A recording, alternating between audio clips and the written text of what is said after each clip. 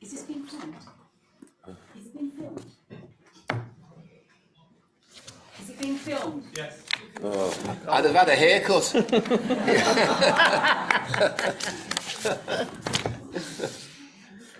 you have any hair.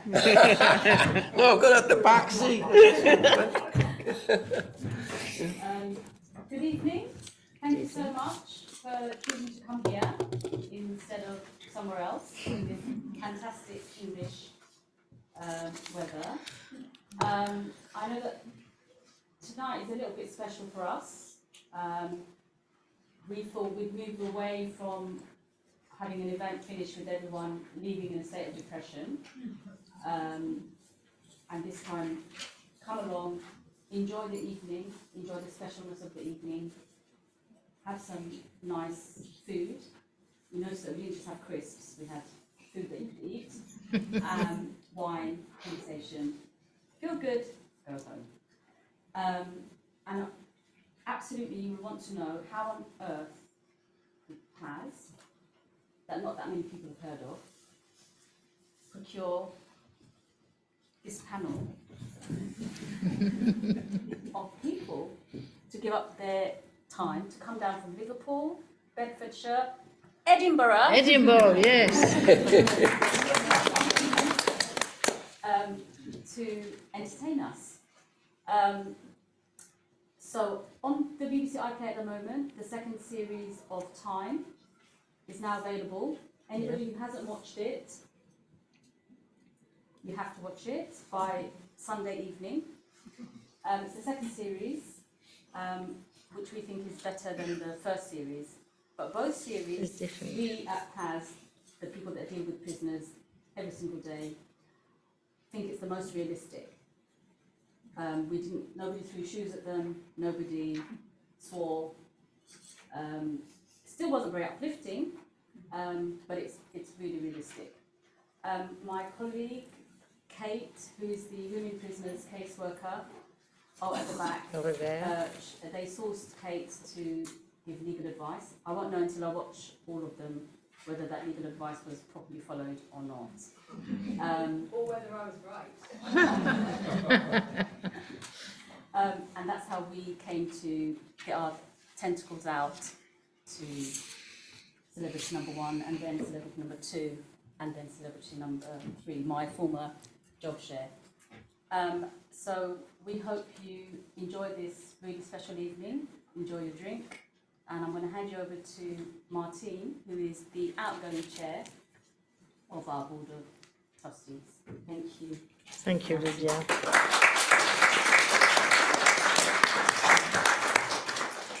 Good evening. Now, Lubia told us, and rightly so, I think, that she didn't want the traditional format of each speaker talking about his or her work, and then we move to the other speaker, and there is no sort of interconnection between the dialogues and the engagements. So that was Lubia, for which, thank you, that was Lubia's initiative.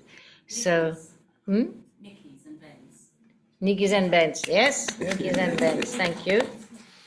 So it makes my job more difficult, but I'm sure more rewarding for all of us.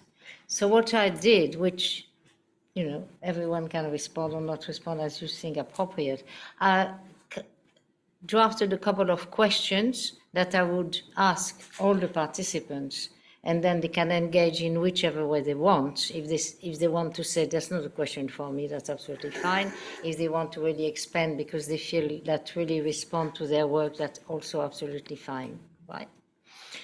Now, obviously, when Lubia gave me that task, I thought, I go to my friend, which is Google, right? So I Googled telling prisoners' story. And very interestingly, I found that all the entries, some of which that were really excellent, were from charities that enable prisoners to tell their own stories.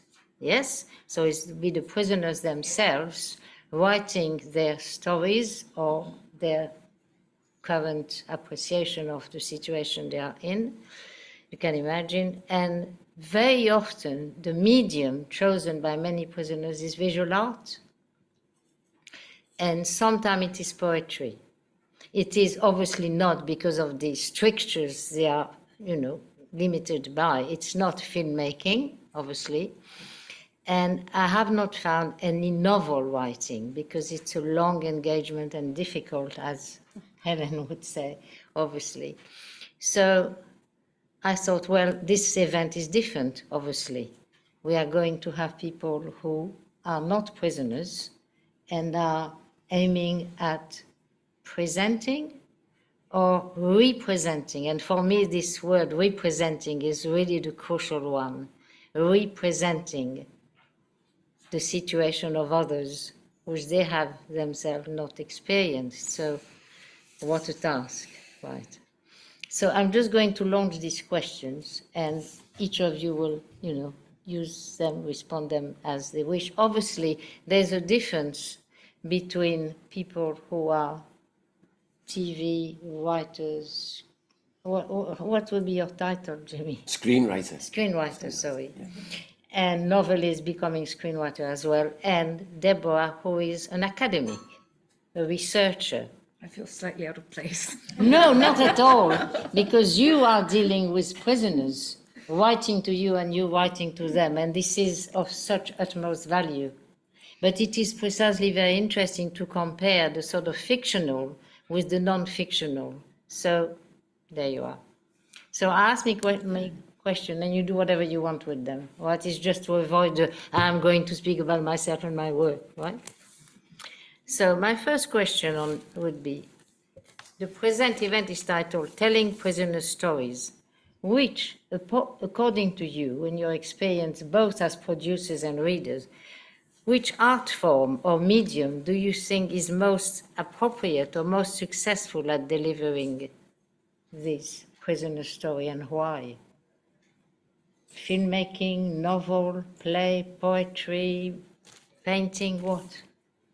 For me, telly, because I've written lots of novels and you do very well if you've sold 100,000 copies, but you make a TV show with Jimmy and it goes out on Sunday night at 9 p.m, bam, 3-4 million people.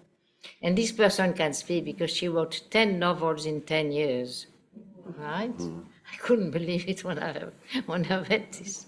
So you know the difference. Jimmy, you want to say which art form or medium you find most? It's TV for me as well.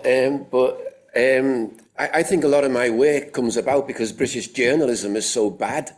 And whenever anybody is charged with a crime, there was one up in Liverpool where a young man was arrested for an appalling crime, and the Liverpool Echo was there to take a photograph of the arrest.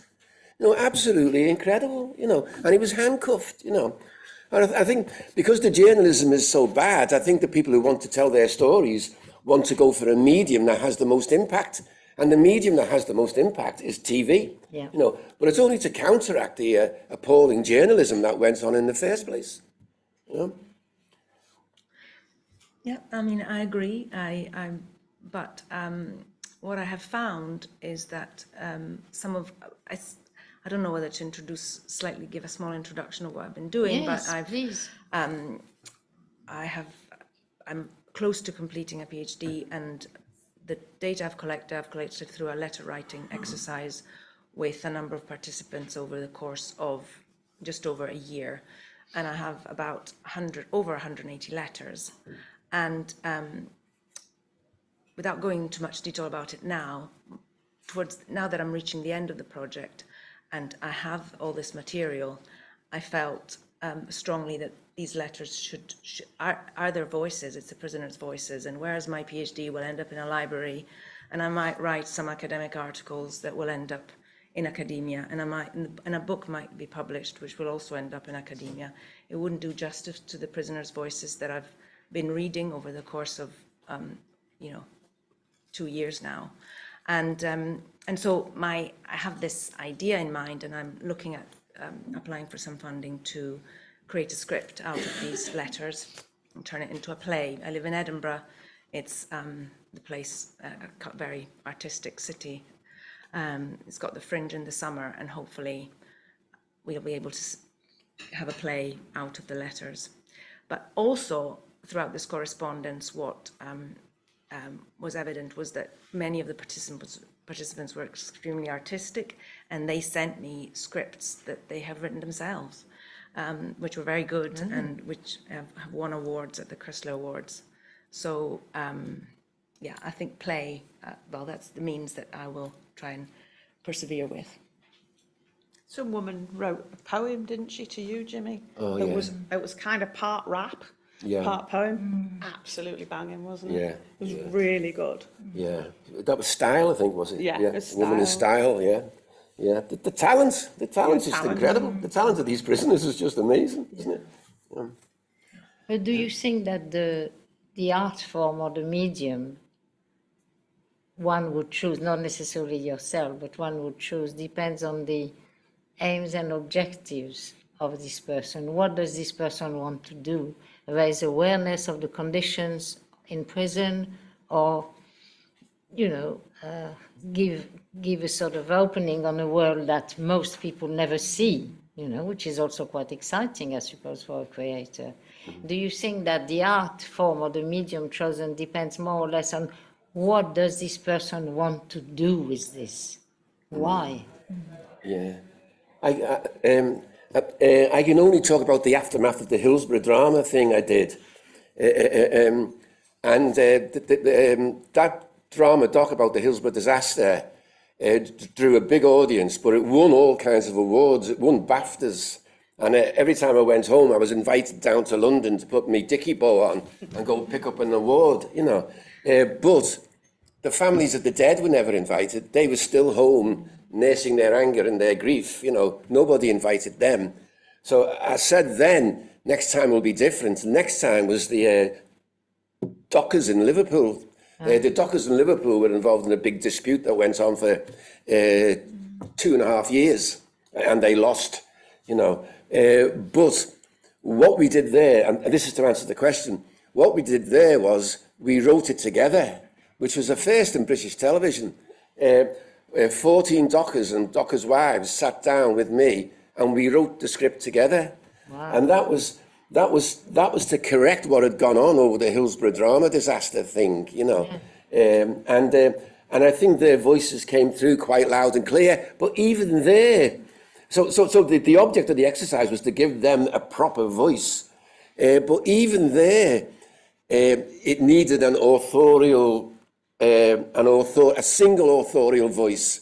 So I was the polisher-upper at the end. So my voice was coming through very loud too. But I like to think their voices came through, and I think that's crucial. And I'm sorry to go on about this, but that thing about the people telling their stories through you, not you telling their stories through you, is absolutely crucial. And I was over in Australia, and I worked with Aboriginal people over in Australia. And you think there's injustice in this country. You want to see what happens to Aboriginal people in Australia and what has happened to them. It's absolutely appalling. But there, in that exercise, I hardly changed a single word. No, their voices came through, and their voices came through in the way they intended it to, you know. And interestingly enough, I think the first drama we told was a death in... No, the end of the first series ended with a drama about a death in police custody in Aboriginal Australia. You know. I think what Jimmy has mentioned, for me, as an outsider, I'm not a creator at all, the main difficulty in that area of work is giving a voice to someone, the difficulty and the responsibility of giving a voice. And what you said is that the voices were there. You didn't have to give them a voice. Is that something you think is difficult? Is it an issue which you find, can I represent? Oh, I don't think it was. I don't know about the first series of time, but on this series, no, because when we went to the prisons, the women told us very loudly and very clearly what was pissing them right off. Yeah. So we didn't have any trouble, did we, having stories to tell and voices which were really loud and clear, really clear. I'm sure in that case they were. But even there, even there we went as vultures, you know, all writers are vultures, and we go in constant search of stories, you know. So we were looking for great stories, really. I think that was different. That was a bit different from the Red Fair Now idea. You know, it was a bit different. The Red Fair Now idea, it's the only equivalent would be if we asked the women in style, etc., to write their stories, and we would put them on. But that would be the equivalent, I think. But we didn't do that. No, we didn't do that. No. And But still, your sort of take on it is very unique. If you think about society generally and the perception of prisoners and how they're depicted, it's almost like the media only want to hear about what they're in for, how long their sentence is. It's never about their stories of trauma, of loss, you know, of isolation that they experience day in, day out. And it's those stories that we need to tell if we want to create more compassion and more understanding of what they experience as prisoners, also as a result of all the trauma that they go through. And even when people speak, we know that most of the people who are in prison are unfortunately not educationally privileged. We know that in England and Wales, 43% of the people who are prisoners, adult prisoners I mean, were excluded from school. So obviously, our talents are not really, you know, within their reach very often. So how much of your receptivity skills must be deployed? How much can you hear beyond what is not necessarily well said or not said? You see what I mean? Mm-hmm. It's not like, you know, all of us speaking here. Mm-hmm. What do you feel? But the perception of, we also have this idea that, for example, in this exercise that I did, this correspondence project, some of the prisoners were not very literate, but they were certainly able to explain themselves very well over the course of a year. So we have this idea that if punctuation or spelling or is not perfect, then they can't communicate. But that's a fallacy. You know, they're perfectly able to communicate. You know, but they're, yeah. So I think we have, because we kind of think that they should mirror the rest of society, but they haven't had the opportunities, but they're certainly able to communicate clearly. I think we found them, particularly in style, we found them totally articulate, really articulate, intelligent, you know. Well, I was a solicitor for many years, and I can't remember many cases where I didn't understand what my client was telling me, what their narrative was about what had happened or their life. I think it's just a case of not many people are listening, frankly. Yeah. You listen. Yeah. It's a big beef of mine anyway, because I saw donkeys years ago an episode of Coronation Street in which a character was going to use a big word, and the scriptwriter had them searching for the big word, you know, and then came out with the big word, because this was a working class character from the north. They don't come out with big words, you know. My characters are working class characters from the north, and they do come out with big words, you know. And I've knocked around with dockers, and they are the most intelligent of people. Left school at 15, 16. They know everything about international politics. And you say to them, why? Why do you know all this? I read The Guardian, I don't understand all this. How do you understand it? And they say, because the hold of a ship is a mobile factory. And we go in there, and a guy from the far coast of America was the last person in there, and we want to see what he's done. And we need to know what his problems are, what the politics are, because it could cost us our life in this mobile factory, in this mobile hold, you know. And that's why they know so much. They are brilliant people, so intelligent, you know, so knowledgeable. Thank you for this. Could each of you, and that will give you a chance of speaking about your own professional history, as it were, what brought you actually to dedicate work and time to presenting or representing prisoners? Well, that comes because I was skint as a kid, and I stole I stole as a kid. You know, if you had a part-time job as a kid, you stole from the employer, and he would be stupid if he expected you not to steal. Because of course you stole. You were skint, you know. And so because of that, I'd always had this checkered history with the law. And I know if things had gone the other way, I'd have been inside.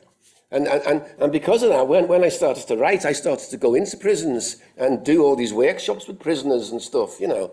And I learned so much from that, you know.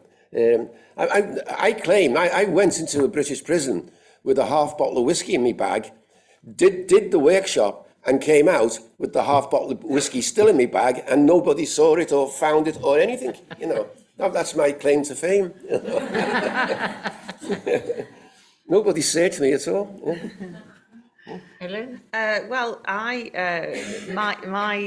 dad was a miner, and so during 84, 85, he'd been on strike for a year, and I was at that age where you're deciding what to do for a career, and I'd like to say that I was a justice seeker or whatever, but I really wanted a job whereby nobody could ever make me redundant, and I'd have some money in my pocket. I didn't want to be in my dad's position, fighting for an industry. So I went and studied law and became a solicitor, and then you inevitably go to lots of jails, meet lots of people in the criminal justice system, and you start to see very different side of things. So when I started writing, I sort of quite unimaginatively wrote about a solicitor working in the criminal justice system, coincidentally from West Yorkshire. And she lasted a lot of books, and then I started writing for telly, and naturally people started giving me, because when you start working in the TV industry, people start, I won't say pigeonholing you, but they start asking, you know, a working class voice, a voice that knows about criminal justice system. So that's the work you start to get. And then I was on holiday, and my agent had told me, don't pick up any emails, just have a good rest. But she sent me an email, so I thought it might be quite important. So I picked it up, and it just said, Jimmy McGovern's writing the second series of Time, and it's going to be set in the women's estate, and he'd like a female co-writer, and would you be interested? And I was like, ooh, let me think about that for like 10 seconds. So I went up and met Jimmy, and yeah. This is a woman who wrote 10 novels in 10 years. Yeah. Don't forget Well, it's a good job I'd written that many words when working with this one. Yeah. But the reason we needed a woman was, I think it's obvious, if you know, there's so much about the female body inside a British prison, isn't there? You know, so we needed her. She brought the ovaries with her. Well, we are pleased that Paz, women caseworker Kate Lill, who is standing over there in her beautiful blue dress, was also in a position to provide information on women's prison. Deborah, your situation is different. Yeah, it's completely different, but, you know, there's still a huge interest there in prisons. Well, I was at Paz for a long time, and then, as most of you will know, and then I moved to Scotland 5 years ago, and I wasn't sure what to do. I wasn't sure whether to requalify. So I started an MSc on criminology and criminal justice, part-time, and then halfway through it, an opportunity to do a funded PhD came up. So I applied for it, and I got it, and the focus of it was segregation in Scottish prisons. However, because of COVID, I then was not allowed access to prisons. So I tried to get access through the prison inspectorate, the Scottish Prison Inspectorate, and in the end ended up undertaking a review of segregation in Scotland with the inspectorate that was published in July, and which I co-authored. Because I just want to point out now that Scotland is very good at making England believe that their prison system is extremely progressive, but it isn't. Scotland has the highest incarceration rate in Europe. It has the highest number of remand prisoners in Europe. It has the highest proportion of prisoners serving indeterminate sentences. It still has the equivalent of the IPP. And no one bats an eyelid about it in Scotland. So fair due, they've done a good job with youth justice, but when it comes to the adult prison system, it is appalling. And the segregation review reflects that. And so But then when I approached the Scottish Prison Service and asked them whether I could use the data from the segregation review for my PhD, they said I couldn't because they're not very progressive. They didn't want me to wear two hats, that of an inspector and that of a researcher. So I had to think about how else to gather my data. So in the end, I got back to the letter. I thought, oh, well, I was a lawyer at PAS. I used the letter to write to prisoners. Surely I can adapt that as a researcher, I could use it. And of course I could, but what I hadn't quite realized was that as a lawyer, I received these letters, you get the facts, you apply the law, you try and achieve your outcome for your client, and that helps diffuse the emotions that you feel when you come across the prisoner's stories. But as a researcher, that was much harder to do. I received these letters, and the emotions I felt when reading these prisoners' stories of isolation, because through the process, my PhD evolved from segregation to experiences of isolation more broadly experienced in prison. And so I came across all these stories of isolation and what they felt, and stories of trauma and loss. And it was very difficult to process these emotionally. It came across so strongly that isolation in prison is pervasive, and that they live through this experience of isolation throughout their time. So not, obviously, they spend lots of time on their own in their cells. Many prisoners have experienced trauma in their lives, and when they spend so much time on their own, they just relive all this trauma because they're alone with their thoughts, and day in, day out, hour after hour, they just re-experience all this trauma. So it was so clear from these letters that prison re-traumatizes prisoners. It doesn't rehabilitate them. So it's the stories of loss and trauma that we need to tell, not the stories of rehabilitation, because prison doesn't rehabilitate. And I'm just going to read a quote from one of my participants. So this is Philip, who suffers from complex PTSD. With my complex PTSD, I often spend immense amounts of time thinking about and mentally reenacting physical and sexual traumas from my past. I was beginning to get on top of this with therapy and medication. However, the prison system offers no psychological help. Indeed, my prison-based social worker stated I would see a psychologist, but this would happen in the community when I'm released. Isolation leaves me with nothing but my thoughts for most of the time, so I have regressed to these flashbacks. The reason these thoughts, as well as feelings of anger and frustration, are turbulent is because I feel that mental health issues of extreme kinds are not catered to by a system that proclaims to rehabilitate, when locking folk away for almost their entire time has shown to have their direct opposite effect. And this is just one sample, but every prisoner had a story to tell of that sort. What do you feel the medium of the letter gives the prisoner? I think it gave the prisoner a huge amount of agency, and also what I found was that the letter leaves the prison, so in a way they're able to, it leaves the carceral space, whereas they're still in it. Yeah. And it was very empowering for them to communicate with me and also to feel listened to, because ultimately prisoners want their stories listened to. And in a way, you're not in the difficulty that our colleagues are over there of giving a voice. How do you deal with this?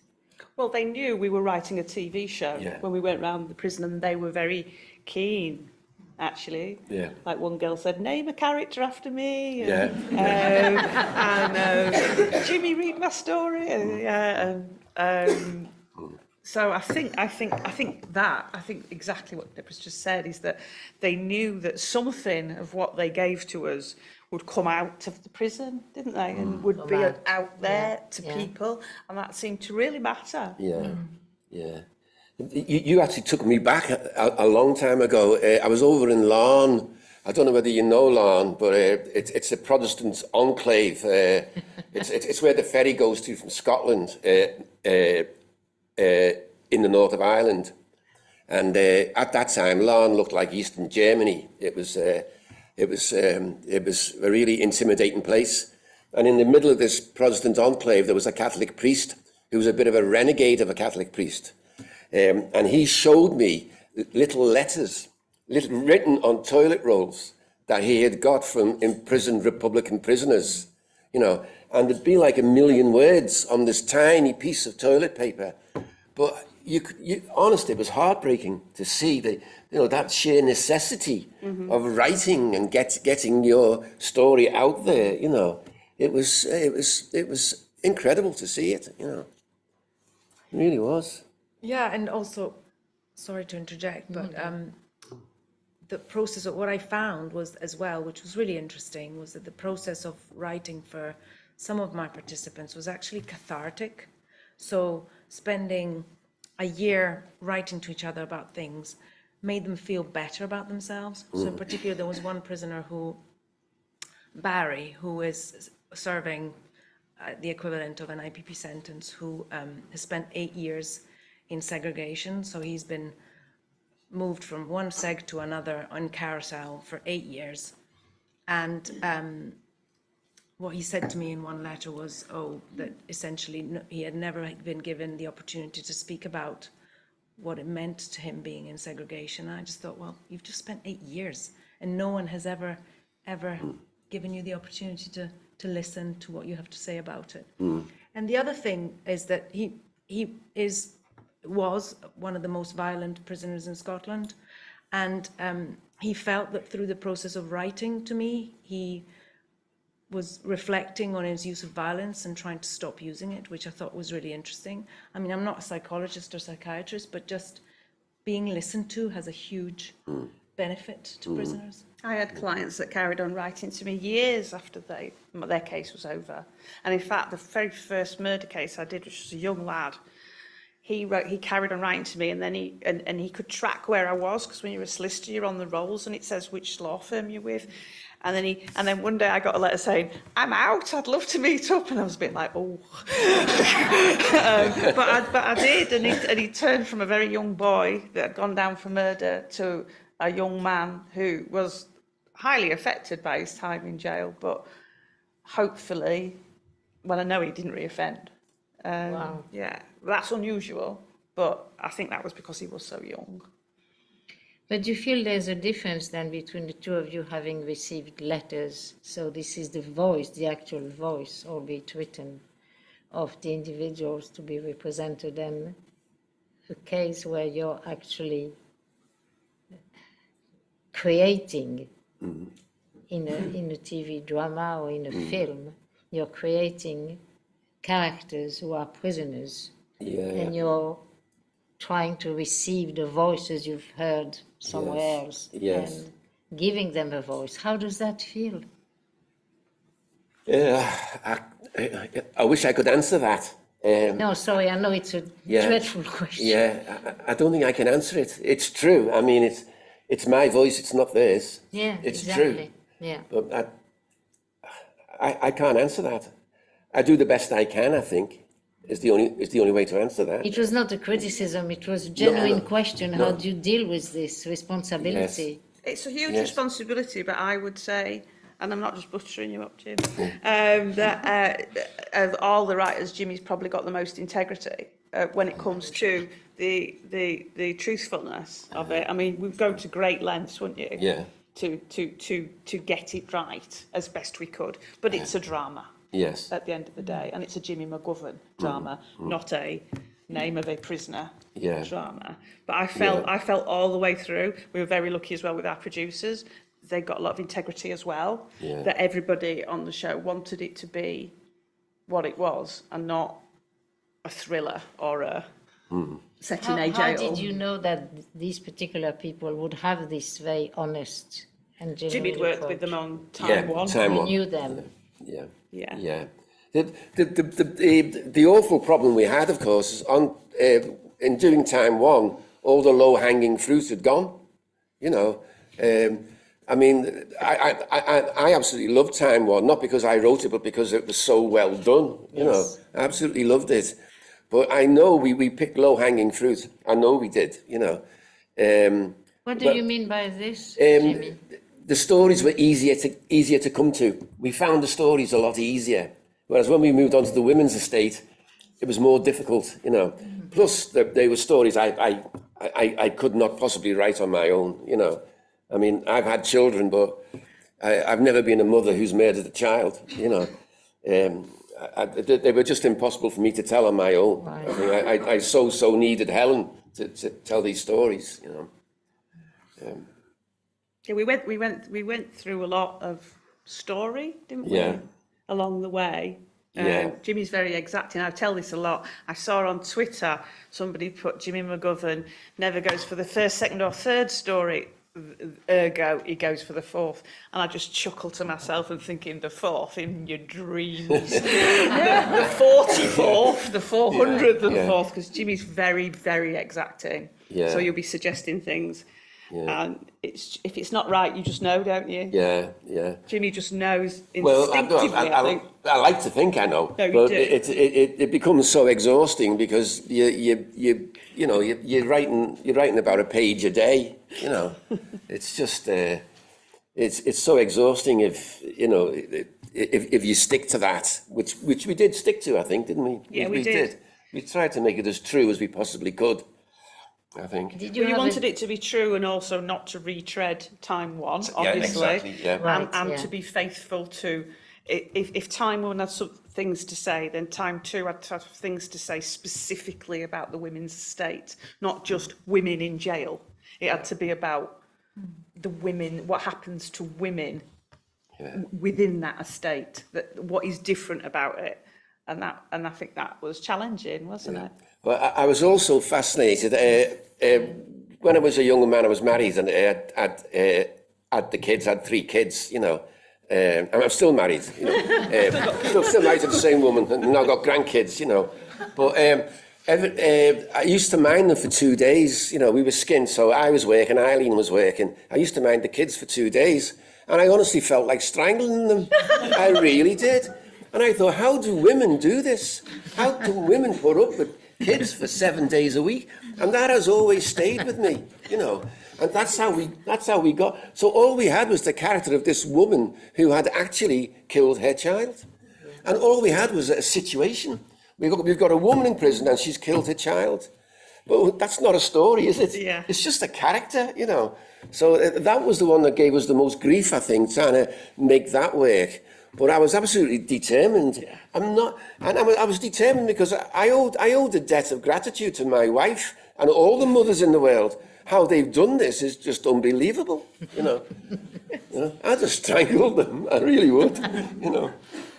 But that's very interesting what Helen or Jimmy was saying, that it's true that the times 2 seems more about the female prison estate, while the time 1, I guess perhaps because of these 2 extraordinary actors you had, which really just absolutely fabulous. So it was a bit more about the individual characters. And for me, I've worked in prison. So it was lesser of an interest about prison's life than about the situation of these 2 characters, which are extraordinary situations and, well, extraordinary, unfortunately, they happen, and acted by extraordinary characters. But I think you managed, this is very subtle what you've done, this really passage from 1 to 2, where you balance really the characters with the sort of informational dimension, as it were, of what's prison life in a male prison and in a female prison. I must say, this is quite extraordinary with this balance. Do you feel that? I think so. I love it. I know. You had misgivings at the beginning, didn't you, Jimmy, about going again and Yes. time. Yeah. But I absolutely love it, and I love that there is a show on TV that is so female centred and so female prisoner centred. That's not we're all having a load of cat fights. I mean, there are fights; they do fight, but it's not. It's not about that. So I feel very satisfied as a woman with how women are portrayed in that drama. Like, and often I'm not. I can enjoy drama, but sometimes I'm a bit, I'm thoroughly satisfied with how those women are presented. Oh, brilliant. That's something important to hear. Thank you for this, Helen. Deborah, have you watched? No, not the second series. Not I'm the second, afraid. you watched No, the first hard. one. It's tough. So you have the I best, haven't yet. you have the best waiting for you. Yeah, the thing we had on time one, which we didn't have on time two, was we had Shrewsbury Prison in time one. And Shrewsbury Prison in time one is a character. It is so intimidating, Shrewsbury Prison, you know. Whereas in time two, we didn't have that. It doesn't look automatically like a prison, you know. It's based on style, you know. And I've been pulled up a couple of times because we see the women in the prison meeting and, you know, spending time together in the TV room and etc., the kitchen. But they do that in style. That's what happens in style. And maybe we were wrong to pick such a unique prison, you know. But I believe it happens elsewhere as well. There are only six women's prisons, I think, in the entire estate, aren't there? 12, sorry, 12. So, it's, you know, so there must be others that do it, but style does it. Style, they mingle, you know. We asked Kate, Yeah. past women caseworker, whether you also feel that style is different, better, other? It is quite unique. Drake Hall is very similar. They have a house-based system. I think you might have been to Drake Hall actually, or some of the productions. Loud, please, louder. Sorry. I think Drake Hall is... Oh, we went to Drake Hall, yeah. And so they have a house system as well. So that's quite similar to style. But it is quite unique in how they have that. Yeah. But you did represent the two sides of how that prison operates. So you have the house system, but you have the wing as well, the wing, which yeah. is in the main part of the prison. And Yeah. Drake Hall is similar. Yeah. But from my perspective, I thought it actually really showed a difference visually between the female and male estate. Because if you'd based it in Bronzefield and it looked exactly the same as the male estate, I don't think it would have been as easy for people who were watching it who had no concept of the criminal justice system to understand the actual sort of physical differences to it. I'm not supposed to be speaking, so sorry. No, thank you, Kate. Now we have a bit of time if many of you who come really from the criminal justice system want to ask questions from our panelists. Questions? Hands up. Yeah, please. How did you get access?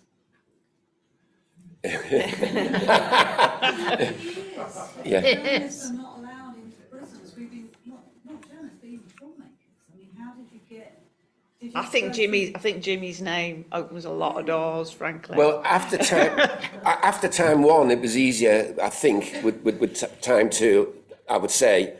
But we did get we got access to certain prisons for time one, but time two, people saw what we did in time one and thought we're okay, you know. You got access to just go in and talk to the women. You could like. I'm pretty sure we talked to women prisoners with. Oh, there was one officer there, but a really well accepted officer, you know, on the side of the prisoners, and we talked for a couple of hours with these women who just poured it out, you know, absolutely poured it out, all their stories and all their little theses and theories, all about prison, you know, it all came out. You were there, weren't you? Yeah. And we went to the women and baby unit. We went to the cafe that the prisoners run, and they gave us a lovely lunch. Yeah.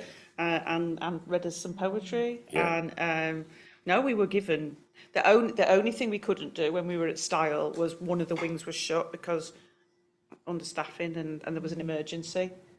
And the women were actually locked in and were shouting to us out the window, weren't Yeah. they? There's one girl leaning right out going, "Are you Jimmy McGovern?" Yeah. It's access, I guess, is a tricky issue because obviously, depending on who you are. Do you find there was a difference between you having access as a prison solicitor and as a researcher? Well, I mean, as a solicitor, you just go and meet your clients in the the kind of consultation room, I guess. You don't go inside. No. But I guess I'm just reflecting on the Scottish Prison Service not allowing me access, not allowing me to use the data that I collected from the prison inspectorate. But then you guys being able to go in and have lunch and speak to, and it's kind of like, they just do whatever the hell they want, you know, they just don't There's no, yeah. We were really lucky, and they didn't shut the women down when they were telling us some difficult. Like there was a lady who wasn't getting her chemotherapy, and nobody told her to be quiet. No. You know? And there was an incident in the far corner of the wing when we were over there. I think it was self-harm, and everybody ran, and we were expected to run too, to have a look at this serious incident, you know. But I didn't run. No, I didn't. You know. But no, we had tremendous access, really tremendous access. Yeah. But why do you think that at the moment we have so many, not of the quality of yours, of course, but so many TV dramas on prison, banged up, screwed? Why? Why is that? I mean, there's a fascination with something that people don't really know, and people have done bad things, and I don't But know. they it's kind didn't of know 10 years ago or 5 years ago. That's what I can't understand. Why now? Does anyone have any idea about this?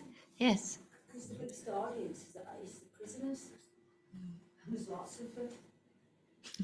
The biggest audience is the prisoners, yeah.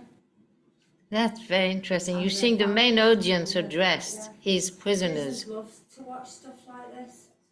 Because, like you say, it represents them, so they love to watch it. So they're the greatest audience. So because we have more prisoners, we have a larger audience for such. Oh dear, how sad. Yeah. I don't know about TV, but a lot of UK TV is about crime. If it's not about prisoners, it's about police. So, in terms of Time One, my only social media is LinkedIn. It's a bit sad, but I link in with people who work in the prison service. I worked in the prison service, and so many officers, governors have all said about Time. This is your LinkedIn feedback. You know how realistic it was, and that does not happen very often. So I think with Time One, a lot of people who worked in the main state loved it was the realism of people's lives and their experience of working in prison is really strong. Yeah. So I think actually, in terms of access for Time 2, I think the prison service is lacking in positive media. I went to an event, I think it was the Harrogate recently, and they said one of the good things about the escape at Wandsworth was that people started being more, the media reported more of some of the problems of short staff, whereas normally there isn't a proper media response to what goes on actually in prison. Yeah. So I think your access for Time 2 was probably because people in the prison service also would be very receptive, because it was getting the real story out there. Yeah. And I keep getting told that the people who work in prison are all bastards, but I've yet to meet one. I know there will be bastards there, and I know they will be kept away from us, but there can't be all that many. Yeah. We didn't meet any, did we? No, the female officer that showed us round, Style, was very open about the problems, and encouraged the women to talk to us and chatted to them too. She was well liked. She was tiny, but she took no prisoners. But she was obviously considered a fair officer, because nobody was given her grief. I found that surprising in the segregation review, because coming from a sort of prison lawyer's perspective, you kind of always feel that prison officers, but I was genuinely surprised when interviewing these prison officers as part of the segregation review of how genuinely invested they were in trying to make things, as considering the appalling circumstance that they have to work in, and the environment, and the poor, they don't have any money to make things better. They tried really pretty hard, most of them, I would say. Yeah. Is that the feeling among the audience? Many of you are really working in charities or organizations that support prisoners, etc. Do you have the same impression? No. Could we hear the no as well? And What I found is, my son did nearly 14 years in prison, and when you watch a prison documentary, he always argued that somehow they picked the biggest dickheads to put on TV, so that you'd think that everyone in prison was either stupid, had a mental health problem, or was the biggest criminal you've ever met. Never put someone who like you were obviously meeting at style. So it looks to me that when you were going in style, instead of getting the biggest dickhead and the one with the mental health issues and the one who was the biggest criminal, they would have catered for the nicest girls you could possibly meet with the nicest stories, or the bad stories, but who were articulate, so that they wouldn't embarrass the prison. Well, I'm not sure about that, because there were prisoners there who were under watch. You know, officers were watching them because of crimes outside the prison. You know, so I don't think that's necessarily true. I can understand it, like, of course, yeah. Yeah. I mean, one woman told us. I mean, they told us very openly how the drones were getting drugs into prison, and the officer just quietly moved aside while she explained that to us. And another woman was on an IPP. Yeah. And she was clearly a very damaged and violent woman. But again, they didn't. I think they were just very. The only place we couldn't go, as I say, was one wing that was shut, where I think somebody was really profoundly mentally ill and having an absolute breakdown that day, and it would have been really actually disrespectful to go then. But we were given. Yeah, we got told some right hair-raising stories. I think style's a bit different, because I got in there without ID once, so... Yeah. Well, I always joke and say I once got locked in legal visits with my client, and everybody had gone home. And I went to the end, and he was lovely, actually, which was fortunate. And in the end, we had to go on the landline, and I was just pressing loads of buttons. And like, you'd think, wouldn't you, somebody'd go, where's so-and-so? And also, where's that lawyer? You know what I mean? And then I was like, oh, hello, we're locked in legal visits. So I think, like you said with the bottle of whiskey, I think on the one hand, there is really strict security, but on the other hand, the whole place is swimming in drugs, so it's obviously not that strict. There was a violent or powerful no when our colleagues were saying that they met. Well, I work for the charity Appeal that represents people who have experienced miscarriage of justice. So we believe that all of our clients are innocent of the crimes that they've been accused of. But I just said no because I think it's true of any institution like the police, the prison service. It breeds a lot of corruption, and there are people who join that service purely because they can exert power over people. And obviously the police and prison officers are two of the roles in which you are legally allowed to be violent towards people, which is just the only thing that I would say about it. But what I wanted to ask, because I think time is really important, because I think loads of people just don't know what it's like to be in prison. And prior to my job, I worked as a facilitator in prisons as well, and I've been to like 12 different establishments, including women's prisons and secure care units, which have like 11-year-olds in. And I just wondered what your opinion is, because obviously, Ginny, you've done a lot of like social, like a lot of your dramas and your docudramas are about like drawing attention to social issues, and I just wondered what you believe your responsibility as a filmmaker is to shine a light on these quite hidden worlds and hidden vulnerabilities that people have.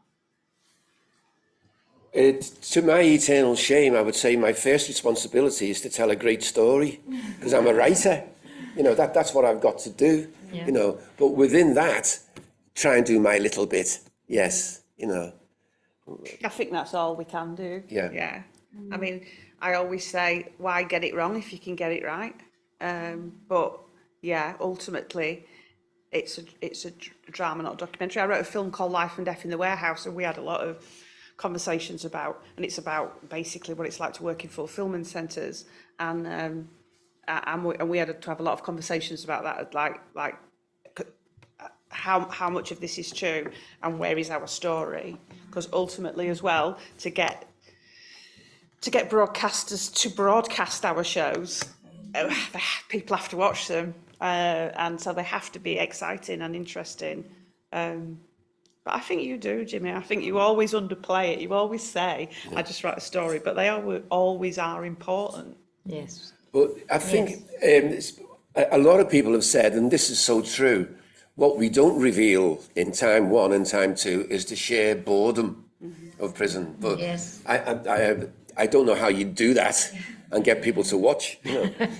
But, you know. It's true. But I take your point. Oh, I do, you know. Can I Kate, just you ask? wanted to make a contribution? Sorry, can I just ask a question? Firstly, I just want to thank you for doing the work in shining a spotlight in prisons, because I think it's showing so many people don't understand what goes on behind the walls. I run a charity called Prisoners Abroad, and so much of what you talk about and what is featured in Time is amplified for British people that are held in prisons overseas.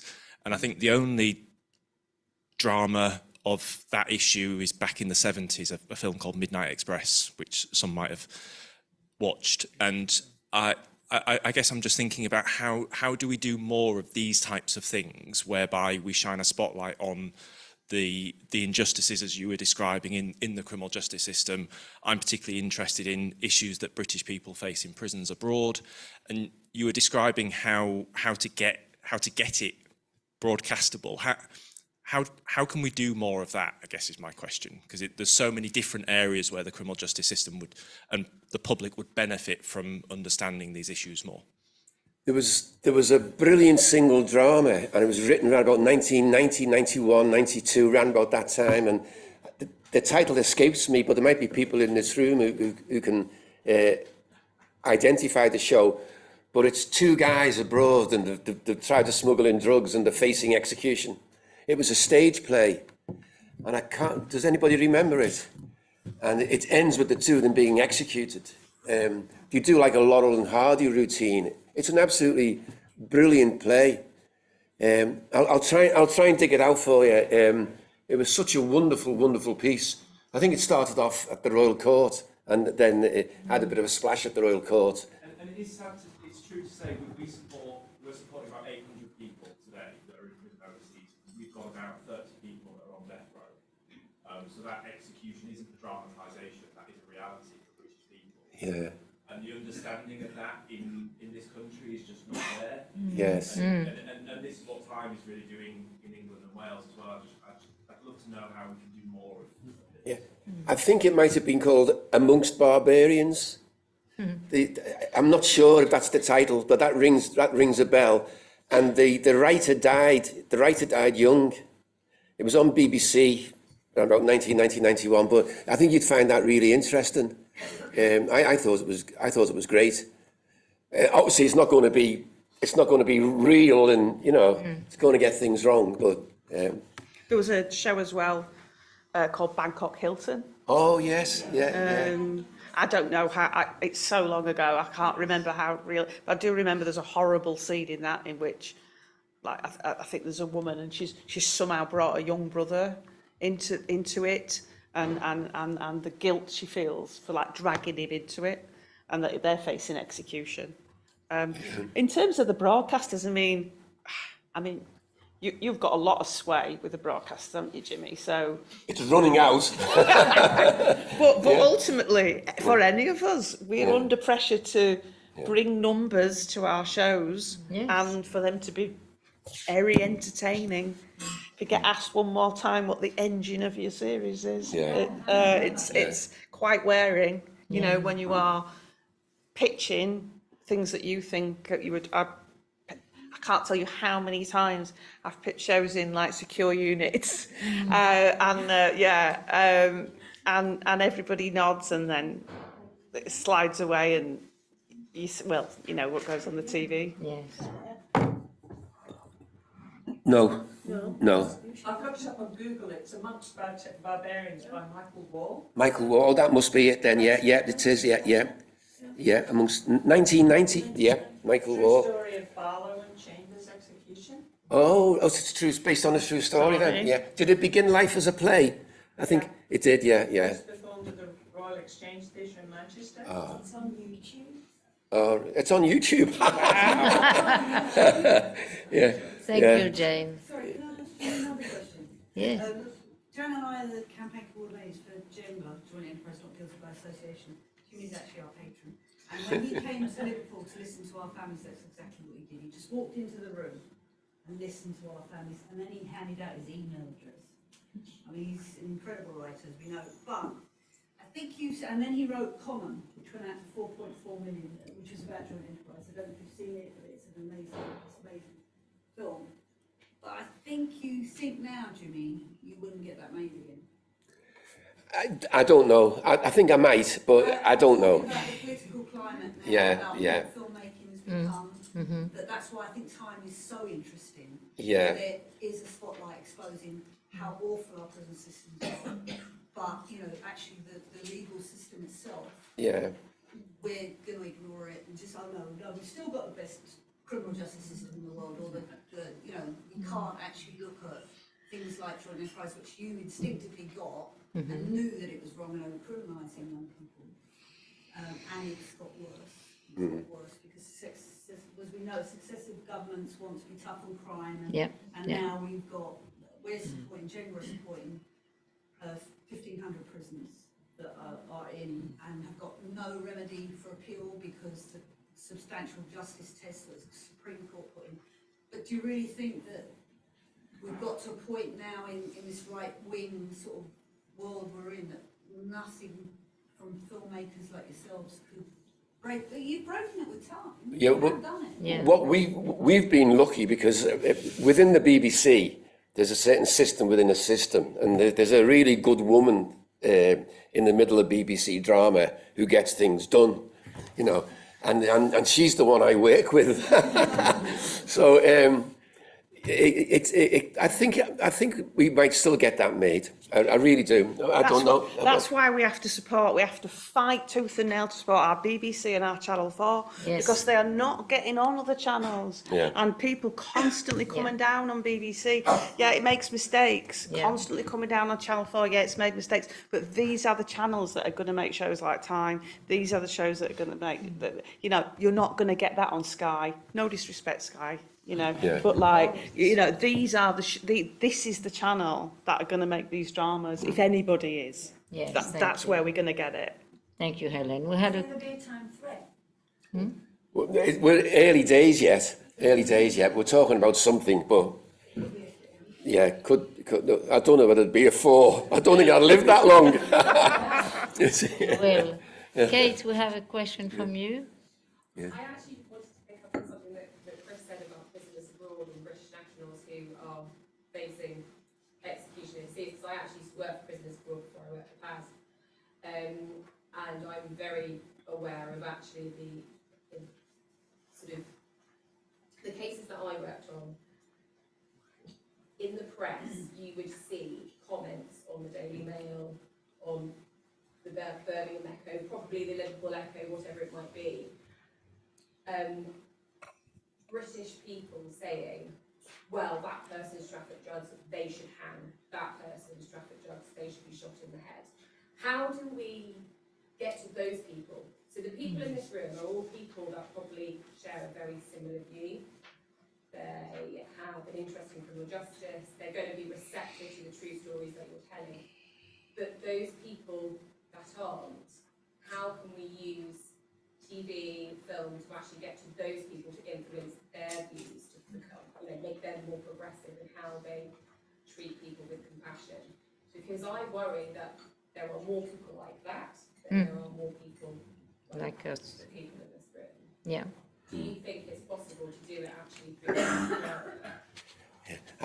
It probably isn't, but I go back to the Hillsborough drama documentary, and everyone says you know it changed people's minds and all that. I don't think it did, but what it did for a week or so, it changed the agenda, because prior to that Hillsborough drama doc, every time the Hillsborough families had been called on for a comment, it was to answer charges of drunks, thieves, hooliganism, and they were always responding to that. When the drama doc went out, there was a big screening, the biggest press screening I've ever seen, and all the journalists interviewed all the families, and the agenda was the agenda set by the drama documentary, which was one of police incompetence. So for a week or so, it changed the agenda. Whether it changed people's minds or not, I don't know. Thank you. But that was useful, just to change the agenda for a while. Yes. Yeah. Joy? I'm not sure that I've quite formulated this into a question, but maybe we'll get there. I was thinking about what you were saying about how cathartic you felt some prisoners found it to communicate their experience. And it struck me, I'm a criminal defence barrister, so I do see lots of people who are prisoners, but also pre-prisoners, as it were. And it really made me think that actually, I think our whole criminal justice system is quite a silencing process for those who are going through it as defendants. And I think about particularly the sentencing part of that, that usually a sentencing hearing happens without the defendant saying a word, and actually without having really any voice in it at all.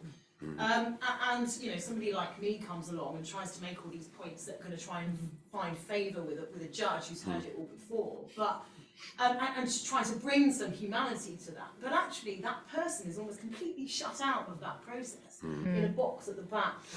And trials can be like that too. And then you come to a prisoner's experience on remand, where you know they're desperately trying to communicate with their legal team, and most of the time they get one video link, and then they have to wait best part of a month to get another video link. It's such a silencing process that it makes me think that by the time people have been in prison a long time, and that silence has continued, how desperate they must be to tell those stories, and how important it is to have people who are willing to listen. No, I completely agree. And even if you think also of like cases, cases don't really humanize the person. They're only talking about what the person has done. There's no humanization process anywhere in the criminal justice process at all. Any, Dominique, you have a question? I thought it was really interesting that you're talking about which medium you felt had the most impact, and I can really see that that sort of awareness raising with a really wide audience. How important that is, and on the other side, we know that sort of a lot of the change comes through policy, sometimes legislation, and I think some of the work that you're doing, Deborah, that you know that sort of evidence-based, that academic, that really rigorous research sort of helps influence that. But you know, we know I can think of sort of Kathy Come Home being as the famous version of film and art then spawning Shelter and Charity, but how do we bridge that gap? Because there's still a really huge gap between, we need people to be sympathetic, or we need people to understand and have that understanding of some of the, some of the detail of really what happens, but how do we then get that to the point where we're trying to influence the policy, which is going to have the impact on the people who are actually experiencing it? And I don't know, and I'm not asking you for answers, but it's like we have the separate pieces of the puzzle, it seems sometimes, but and there's never, I mean, you know, Kathy Come Home didn't solve homelessness, but you know, it's very complex, but I mean, shelter's been hugely away the show. And are there things or different ways that we could be thinking to try and start to bridge that gap? I can only repeat the answer I gave over there. I don't think drama's capable of that. I think it can change the agenda for a while. I think one thing though that's changed is social media, and we know the government policy change by temperature on Twitter. And let me tell you, the temperature on Twitter with time has been entirely positive. I mean, people are watching it in real time going, oh my God, oh my God, oh my God. And I'm not saying they are, but if the people that have got some power are watching that, then that is a temperature change that was not during Kathy Come Home. But it's like Jimmy said, there are some people who just never change their mind. There's a particular newspaper whose name I won't mention, but who all they had to say really about this time was like, well, Orla was stupid, wasn't she? She deserved it. She left her kids, and I was like, oh, way to miss the point. But they know what their readership is, and they are playing to that readership. I bet that journalist doesn't even think that. They are playing to their readership that will not be moved. We're in a very binary situation right now, aren't we? All we can do is, and I suppose if you bring it as a play, just tell the stories, right? That's all we can do is tell the stories. Yeah, and even if you think of like victims in the criminal justice system, they don't have a voice either, you know. They're treated as witnesses, they're not, you know, they're not engaged in the process. So it doesn't, everyone is voiceless, whether you're a victim or whether you're a defendant. I always say, if you're involved in a thing like Hillsborough, you learn for the very first time in your life that law and justice are incompatible. Law, everybody thinks of law as a process by which you get justice. It's not. Law stands in the way of justice. Thank you. And the Hillsborough families have had bellyfuls of law, but they've never, ever had any justice. Never. We had a question at the back there. Hi, yeah, thank you for the work you've done. It's amazing that it's really important to see it in the public sphere. I work for a charity that works with women and girls with multiple unmet need, which is probably every single woman that you met in prison, really complicated histories of different kinds of unmet needs that haven't been met by different public services for their whole lives, and prison is kind of, for lots of them, the crisis point of that, where they are at, you know, they really haven't got anywhere left to turn. And I'm just really interested in the process that you went through to bring their voices into the work.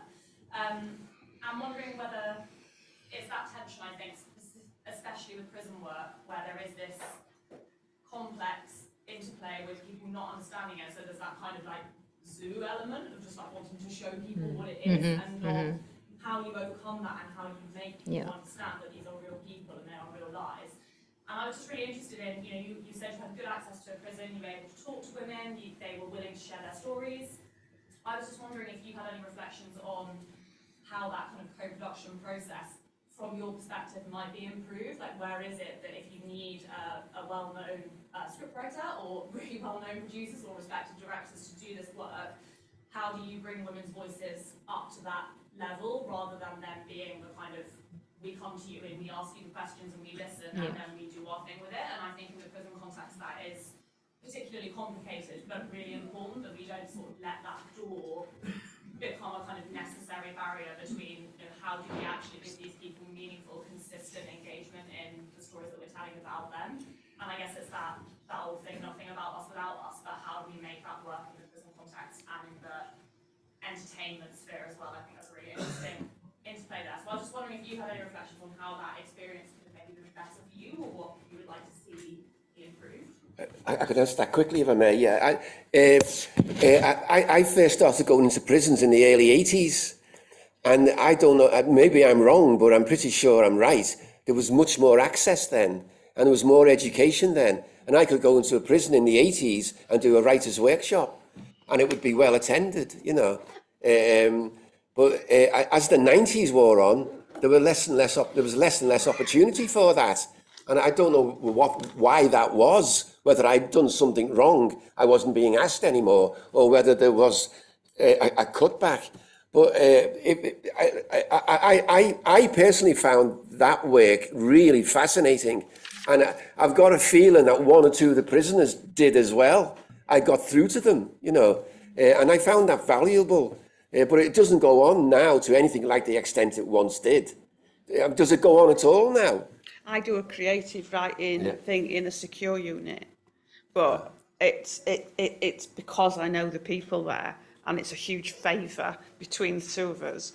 I think if I just like wrote to Felton today and said, shall I do some, I just think they'd say no, which is a shame, isn't it? Yeah. Because if I said it to any school, they'd snap me up. Like if I wrote to a private school tomorrow, they'd snap me up. But like if I say, can I do some workshops in Felton, I probably wouldn't get a response. And is it simply because there's not enough staff to move people from A to B? Very likely. Is that the core problem? There's simply not enough staff anymore? Yeah. Or is it a change of attitude? I don't know. Yeah. You could take someone's son to lunch in that one. We have two hands raised. It has to be really the last two questions, unfortunately. We could be here all night, but we can't because other things might happen. Did you have a screening in style? And what were the responses of the women whose stories you told? I'm sorry, I didn't see who asked that question. I'm so sorry. Yeah, no, we didn't have a screening in style, and it was never suggested. but I think everybody in style has seen it, you know. No, but we didn't. It would have been lovely to do that. And we never even thought of it. That's to our shame, isn't it? Why did we not think of that? There you are, now you will. Yeah. We should have thought of that. Thank you. Yeah. I'm guaranteed they're in the TV room watching it. Yeah. We had a question at the back. Yeah. No? Yes, it was the Yeah. gentleman at the back. Gentleman at the back. Yeah, it's a question about language. Most of the bleeding on social media about being denied freedom of speech is done by men. But I wondered if the very vexing question, particularly for you, Jimmy, as a man, about a female voice, specifically female voice. At the time when a lot of women in formal politics, particularly in the Conservative Party, have been completely ventriloquized by patriarchy. I'm thinking particularly of Savannah Braverman. Yeah. I just think there needs to be something going on there, which I can't particularly hear in the climate change, I have to say. Yeah. I think it's quite an important issue. I think that was undoubtedly helped by the fact that we had a woman on the writing team, you know. Because there was stuff I just don't know about. I'm a man of a certain age. There are things I do not know. You know. No, I say all the time that, like, because coming onto a job where you've got such an esteemed writer like Jimmy, but like he just basically deferred a lot of it to me. Anything to do with a woman's body, it was deferred to me, and I think that's got to be right. And I'm always saying, and I keep saying, if a writer of Jimmy's stature thinks that, then a lot of other male writers ought to open their ears a little bit. Yeah. This person, what? I work in prison education, and to be fair, it's an absolute nightmare because it's all about numbers. How many people, bombs on seats almost, and it is really frustrating. But my experience is that the creativity that you really find, those conversations when somebody first walks through the door, and then you're just literally saying, "How are you doing? How's life for you at the moment? How's your week been?" So on and so forth. And I think it's such a political, isn't it, issue about everything's got to be, embedded English, embedded maths, life in modern Britain, reading, and everything. And they're all valuable. I get that. They're all valuable, but to what cost? Because it is, as you say, it's about, there's so much creativity there that it gets lost within the whole kind of, you've got to fit this box and everything else with it.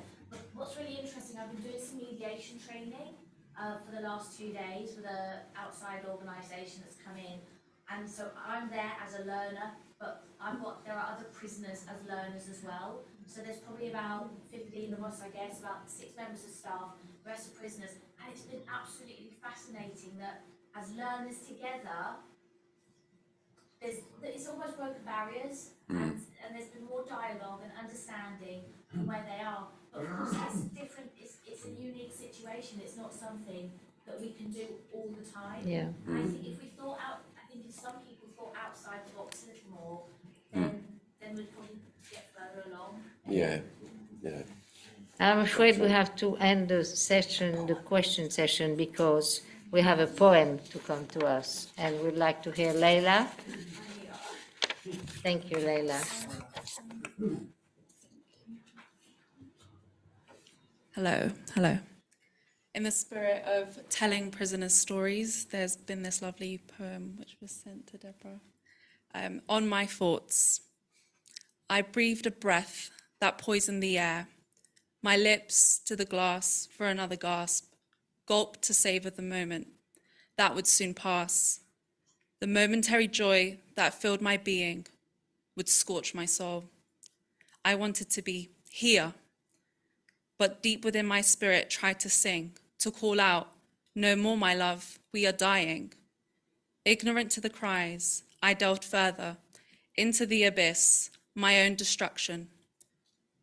I could hear the darkened screams of pleasures I pursued. Mistakenly I followed. Disaster lay up ahead, even though the path was warm soft, carefree. Time and time again, the universe spoke to me, giving me signs, warnings, like a blinkered racehorse. On I ran. Then just as it had started, it stopped. A man lay dead, my soul and spirit torn asunder, mind and body like a cracked mirror, ready to shatter. The time had come for me to pay for the hurt that I had done. The universe now wanted me to be a good customer, to pay what I now owe. I watched, waited, and listened. It was difficult to see how much debt I had accumulated. Thank you, everyone. Leila, before you disappear, could you perhaps tell us a word or two about the author of the poem? So it has her notes, and I think that would be probably the best way to sort of tell her story. But she writes that in 2013, I sat down with a pen and some paper, and this is what came out. It's about me for me. And I think reading that really conceptualized, the importance of allowing prisoners to tell their stories and the importance to have a platform like Time to actually express, things that they've been holding on from the very first point they entered the criminal justice system to being in prison, to being released and navigating their way. So I think those are my thoughts. Thank you, Leila. Thank you. Thank you. So this is the end of our discussion, which I thought really, thanks to our panelists and this really active and engaged audience, was a well worth time. We are waiting for Ljubljana. Oh, there she is. Thank you so much. I hope you've enjoyed the evening. Thank you so much, Jimmy, Helen, Deborah. Yeah. Thank you, Martine. You did a good job. I did throw you in at the deep end about 2 minutes before the panel date. So thank you so much. But I think it was your format, and it was much better than everyone doing one piece. Yeah, so thank you. So thank you, everybody. Thank you to some of our volunteers are here, former volunteers, Leila, for the fantastic work that you do for us. My lovely, lovely colleagues. Yeah. Thank you again. Also, a special thank you to the outgoing chair of the PAS Board of Trustees since 2014. She's been a remarkable friend to us, to the staff, an advisor, the eternal optimist. So she comes from a prison education background, so she saw firsthand for herself how the prison system brutalizes people that are already vulnerable. She has this massive appreciation for what we do. Even though the impact is really small, she thinks that it's worth us being there doing what we do for the small change it makes to the very depressing system that there is. She told me earlier she doesn't believe in God, she doesn't believe in politics. No longer believe in formal politics. Informal politics, so I can't describe her as a prison reformer, as an optimistic prison reformer. But she believes in people. Yeah. She believes in the people that we provide our services for. She believes in her staff and colleagues. She has celebrated with us, but she's also mourned with us. And there will not be another like her. And for that reason, she's going to stay on as a trustee. So we'll still get your emails about punctuation, apostrophes, with Jeff. commas. Jeff and I share the punctuation obsession. And the emails at 2 o'clock in the morning. So, Martin, thank you. Thank you.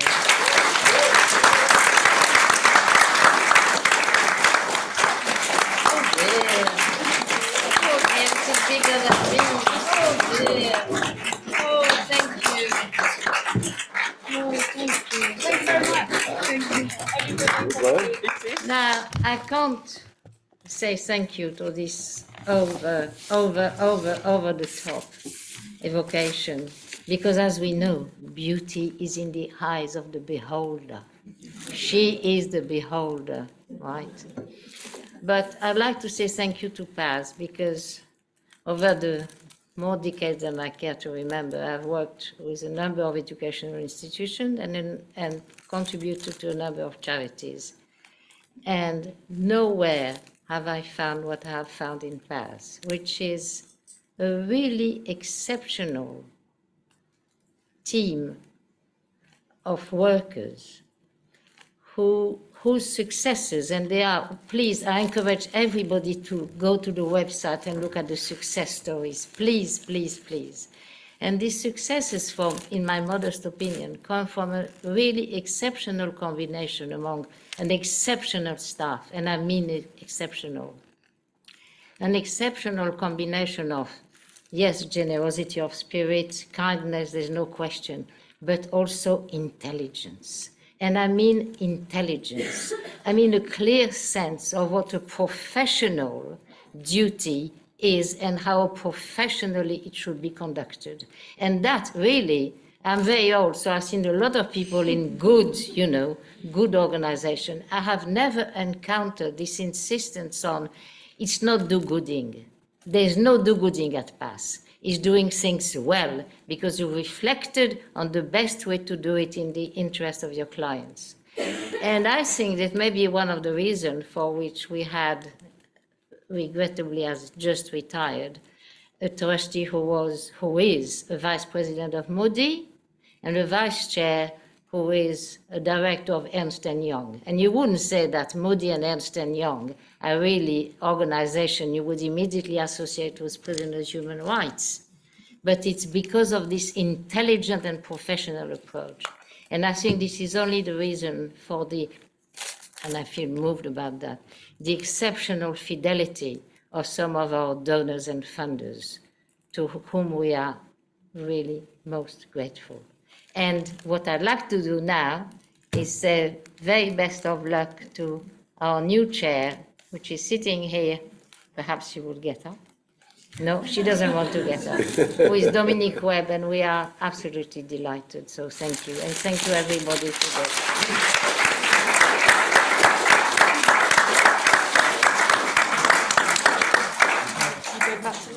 I'm going back right now.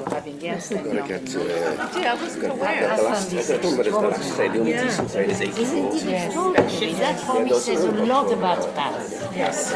Because they don't go for brilliant organizations who are all about heart and heart and heart. Yes. Here you have a brain.